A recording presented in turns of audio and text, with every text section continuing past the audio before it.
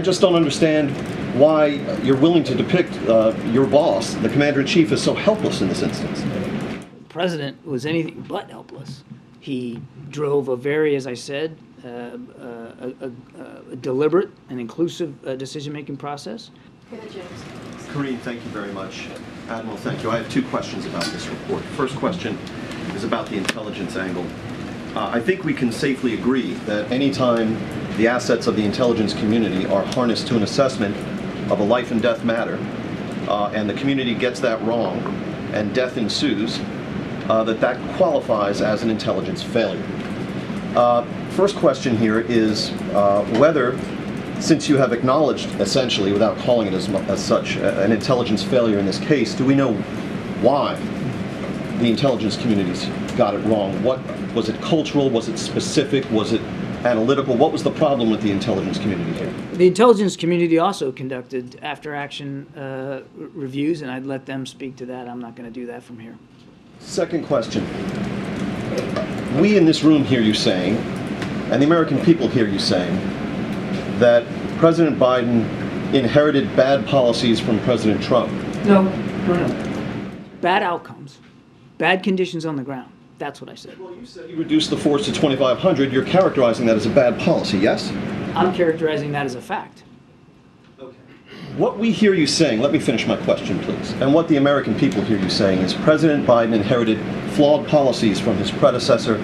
President Biden was deprived of the requisite transition papers he should have received from his predecessor, and President Biden was deprived of accurate information from President Ghani about his intentions, and President Biden was deprived of accurate assessments from the intelligence community.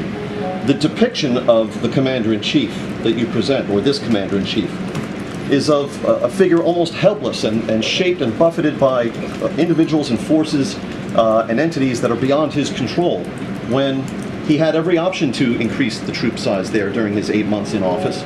He had every option to intensify attacks on the 5,000 Taliban fighters and so on. So I just don't understand why you're willing to depict your boss, the commander-in-chief, as so helpless in this instance. The president was anything but helpless.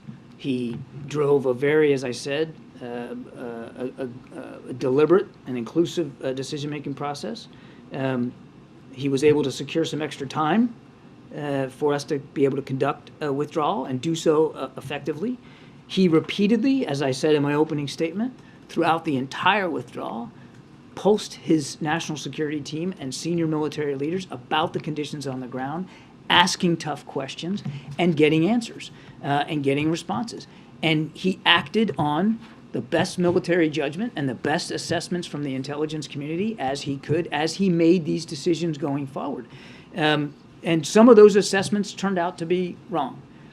But it wasn't for a lack of alacrity and energy and interest by the president in pulsing and questioning and analyzing all the way through. And this was difficult. As I said at the very end of my opening statement, ending a war, any war, is not an easy endeavor, certainly not after 20 years. And the president said himself there was no way in that process that it was going to be low grade, low cost, low risk. There was going to be risks. There were going to be costs. He knew that. The team knew that. And everybody tried the best they could to develop the best answers, the best responses, the best assessments that they could. The president relied on that judgment, but he kept challenging it all the way through. He kept challenging it. He kept asking questions. Given the conditions, your position is everything went about as well as it possibly could have. It's not my position, James. I would encourage you to take some time and look through the document, and you'll see that some of the key lessons learned that we took away are that you've got to really work hard at planning. You got to really work hard at interagency coordination.